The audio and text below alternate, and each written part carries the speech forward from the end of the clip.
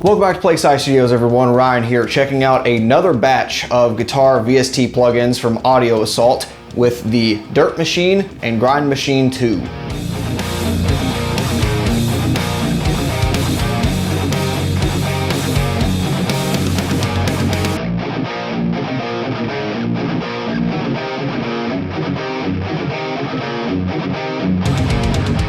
The Dirt and Grind machines are among the older entries in Audio Assault's portfolio of amp and overdrive simulations, but I was really eager to check these out after the last product I took a look at from them, which was the Hell Beast. Speaking of which, we can pull that up. And I did have some major criticisms about this product in terms of quality of life and some of its functionality in its kind of pre-order beta phase, you could call it. But I'm very happy to say that pretty much all of those issues I took with it have been dealt with line by line, so I greatly appreciate that. It works pretty much exactly how I want it to. There are a couple things that are baked in that I would have liked to seen improved in some ways, but for the price and for the amount of pure content you get in it, it's very compelling at $40 versus what you see in other premium plugin suites, and especially a must-buy for death metal or technical metal guitarists that like this sound when it's at its sell price of $20. So I'll give you a quick snippet of this, but if you're more interested in the Hell Beast, you can go check out my older video on that. Just overlook the criticisms I take with a lot of the UI and stuff, because that's actually been fixed. So with that, Audio Assault has definitely earned themselves another chance at looking at some more of their amp plugins.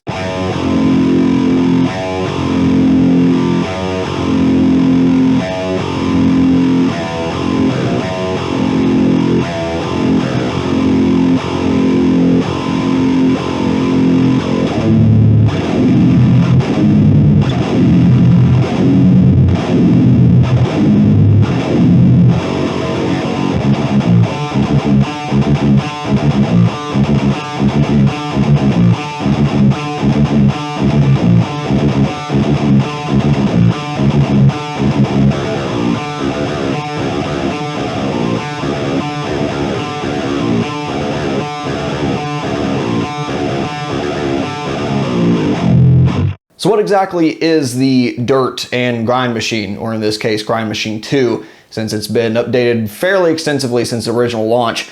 This is basically, in a sense, your overdrive pedal and your amplifier, and of course it has a place to use impulse responses. It does have quite a few built in, not nearly the library you'd see on something like Hell Beast, but you can also import your own into this folder or change the folder entirely, and disable the cabinet if you'd rather use an external plugin or external cabinet sound.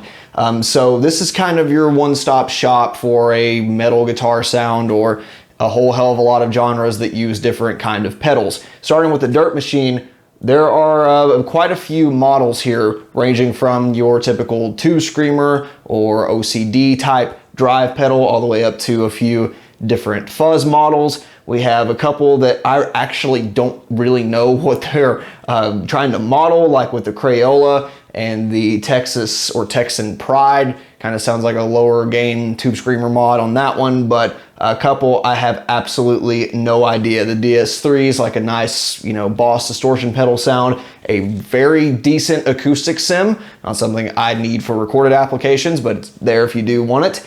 And a couple of my favorites, including like the Epic Boost and the Dead Pony, which that one you might be able to figure out what they're going after. There's a couple of interesting features that makes the Dirt Machine stand out from the ever-growing crowd of overdrive VST plugins. First of which is a minimalistic, very sleek, nice-looking user interface, and I find this not only attractive in a working environment where, I don't want a bunch of unnecessary artwork bombarding me if it's distracting from the bass functionality, which sometimes it does. I like a good looking, amplifier render. If you see like on Neural DSP stuff or the Ignite Amp stuff, that all looks great. There's some, I think, out there that take it too far to the point that, they're renaming controls and just, it's outrageous. With this, you know exactly what you're picking, you know exactly what model you're picking. It has a, functioning preset system to save and load your own. And you actually have a built-in gate as well, which I think is nice on both of these plugins, meaning that if you mix and match this with other third-party VSTs, you can actually kind of save yourself a plugin slot because you'll always have a functioning minimalistic gate. It does work and it sounds really good. The other thing to note is the tone stack controls. While you have a master output that's akin to, you know, like volume or the output control on any given pedal, you have a gain control, which is, you know, anything ranging from what they would call overdrive to plain gain to distortion.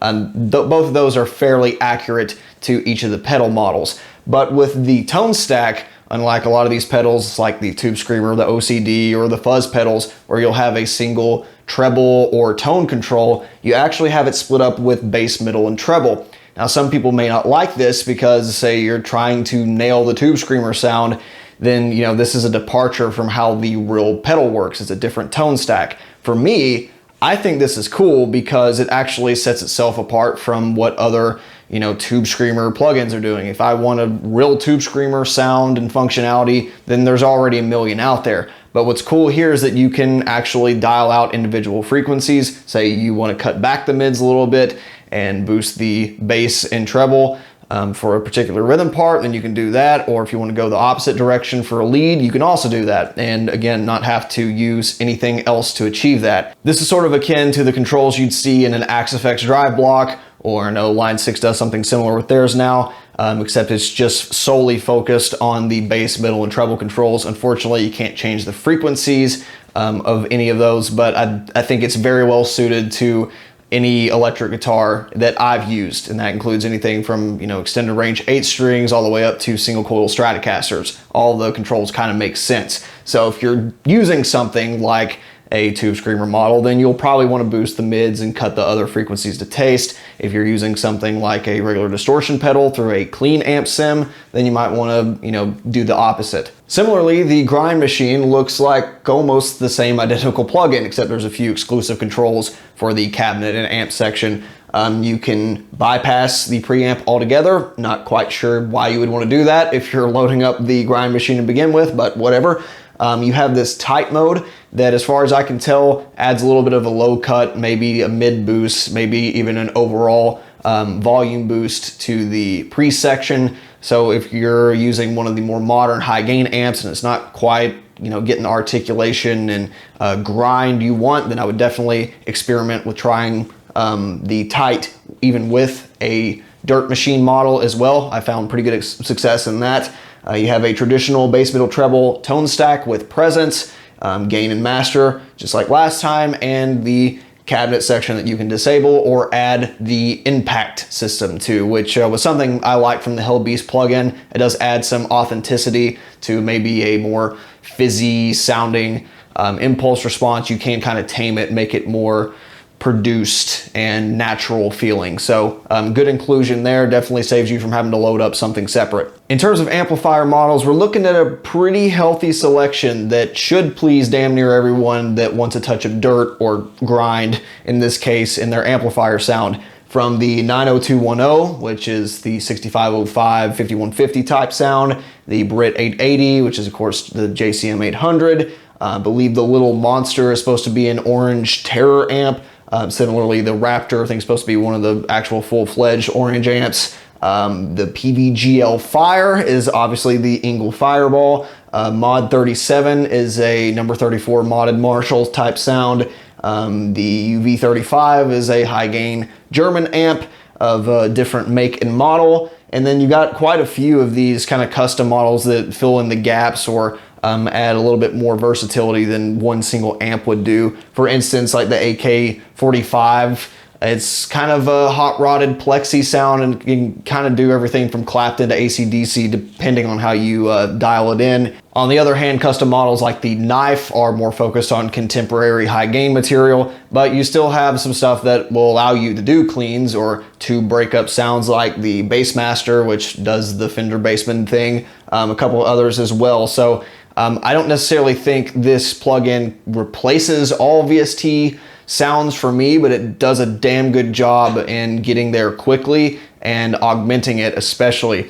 And I think the main thing for me that keeps this from being the be-all end-all solution to a lot of these sounds is that it's lacking that feeling of authenticity I got from the Hellbeast. What I'm always impressed by with other quality VST plugins or amp modelers is the ability to really feel like the gain controls and the master volume and the individual EQ controls are changing the sound in a way you'd expect from a tube amp, because the harder you push the volume, you get this sort of saturation that doesn't happen on a lot of VST plugins. It doesn't really happen here. It sounds like it was a tone capture of what happens at one setting, and then it's just a level control. Similarly, with a lot of amplifiers, if you turn up the mids really high, then you kind of get a different feeling than if you were just to turn up mids here. It's more saturated, it kind of pushes different frequencies. With this, it's like just the active EQ control. So in that way, it feels like they did a very good job at capturing a nice baseline guitar amp sound, kind of like a Kemper would, and then you throw on these controls afterwards. So it really keeps it from being that, just like a complete outright amplifier replacement.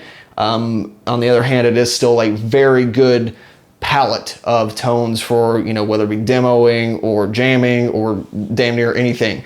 Just don't expect to have like that feeling of, oh, well, I don't even need a tube amp anymore. Not quite, but as you'll hear, the tones are very, very impressive for what they are. Now, aside from their relative simplicity and overall similarities, there's actually a bigger reason I chose to review these two together. And that's because if you buy the more expensive Grind Machine 2, I kind of feel like you need to buy the Dirt Machine as well.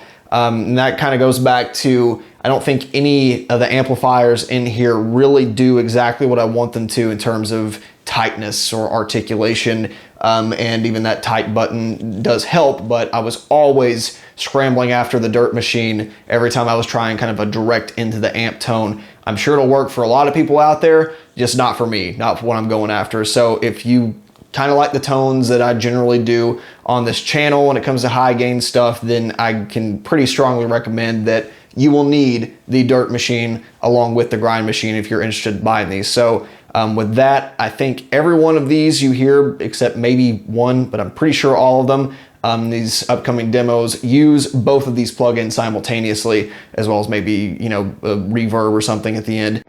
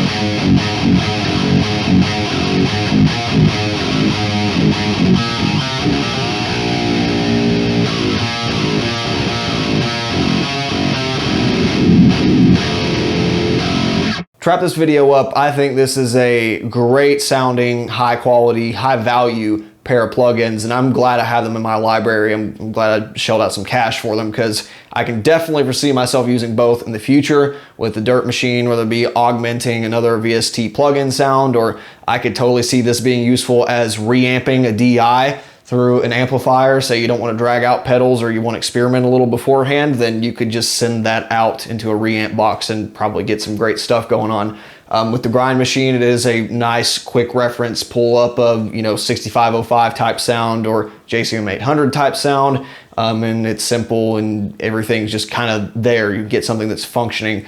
If you're looking for like an alternative or something that you could swap between with, like, you know, other plugins we looked at that honestly make having a tube amp sometimes just redundant, this isn't that, but that's okay. It doesn't need to be at the prices we're looking at. With the Grind Machine, it's $35 normally. I think that's pretty good. That's probably what you should expect with the amount of stuff you're getting here. You're not getting all these additional post effects or even pre-effects. For me, I think this is better on sale. That's where I would buy it at personally, but at $35, there's definitely a lot of value, and I could see that's a good pricing model. With the Dirt Machine, it's normally in the $15 ballpark. I bought that way cheaper than $15, and for that, it's like, just get it, in my opinion. But at $15, it's a little harder to recommend. I would definitely keep an eye out on sales. $5, like, snag it up immediately. Anything cheaper for sure, if you do want to have, you know, kind of an expanded library of different overdrives or fuzz pedal effects and that kind of thing. So the two together, if you can get them on sale for 20 or below, then yeah, I think you're rocking. So this has certainly been another great entry from Audio Assault. I'll be keeping my eye on them even closer than I have been in the recent past. Any questions, comments, as always, please leave them down below, and we will see you next video. Thanks for watching. Bye.